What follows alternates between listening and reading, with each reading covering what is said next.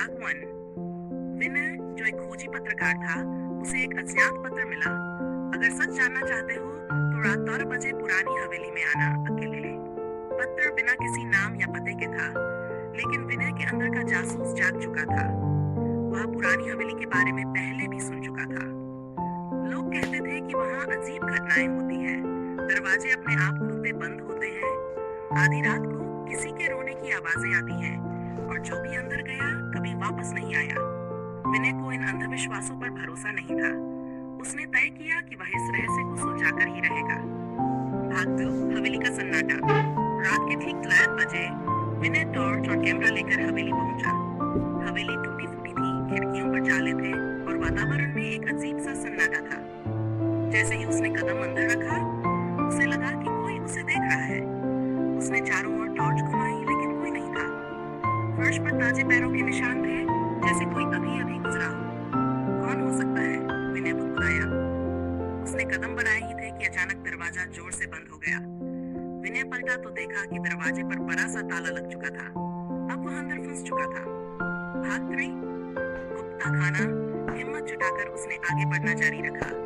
पैरों के निशान एक पुराने लकड़ी के फर्श के पास जाकर खत्म हो गए। उसने गौर से देखा, फर्श पर हल्की खरोंचें थी, जैसे कोई भारी चीज घसीटी गई हो।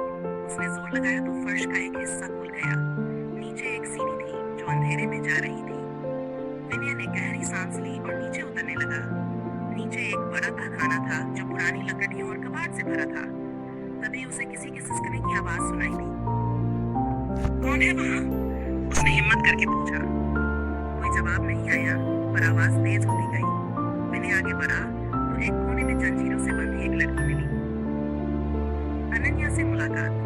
विनय ने टॉर्च की रोशनी लड़की के चेहरे पर डाली। उसकी आंखें डरी हुई थी, कपड़े फटे हुए थे और वह बुरी तरह कांप रही थी। कृपया मेरी मदद कीजिए, लड़की बोली। तुम यहाँ कैसे आई? विनय ने पूछा। मुझे कुछ लोग पकड़कर यहाँ ले आए थे। विनय ने जल्दी से जंजीरें खोलने की कोशिश की, तभी उसे पीछे किसी के सांस लेने की आवाज महसूस हुई। जैसे ही उसने मुड़कर देखा, एक लंबा आदमी जिसका चेहरा आधा ढका था, हाथ में चाकू लिए खड़ा था। भागने की कोशिश। आदमी गुस्से से गुर्राया, तुम यहाँ कैसे आए? विनय समझ गया कि यही इस हवेली के रहस्यों के पीछे है। उसने ध्यान भटकाने के लिए कहा, तुम जो भी हो अब बच नहीं सकते। पुलिस बाहर इंतजार कर रही है। आदमी घबरा गया और लड़की को छोड़कर भागने लगा।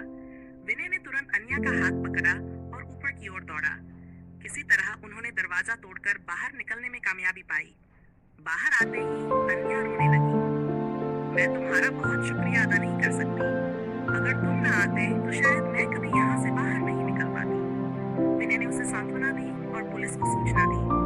पुलिस ने हवेली में छापा मारकर उस अपराधी को पकड़ लिया। भाग 6, पास आती अन्या। अनन्या एक अमीर व्यापारी की बेटी थी, जिसे फिरौती के लिए अगवा किया गया था। उसने विनय को बताया कि उसे कुछ दिन पहले किडनैप किया गया और यहाँ लाकर रखा गया। मुझे लगा था कि मैं कभी बच नहीं पाऊंगी, लेकिन तुमने मेरी जान बचाई। धीरे धीरे इस घटना के बाद विनय और अनन्या के बीच दोस्ती हो गई। दोनों अक्सर मिलने लगे। एक दिन अन्या ने विनय से पूछा, क्या तुम्हें कभी डर नहीं लगा? जब तुमने मुझे देखा तो तुम्हें लगा कि ये कोई भूत प्रेत की साजिश हो सकती है?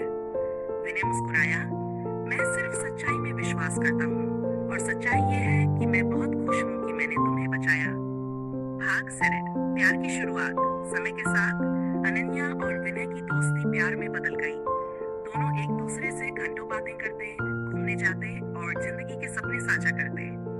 एक दिन अनन्या ने पूछा, अगर मैं उस दिन हवेली में ना होती तो क्या हम कभी मिलते? विनय हंसकर बोला, शायद नहीं, लेकिन कुछ मुलाकातें किस्मत में लिखी होती हैं। कुछ महीनों बाद विनय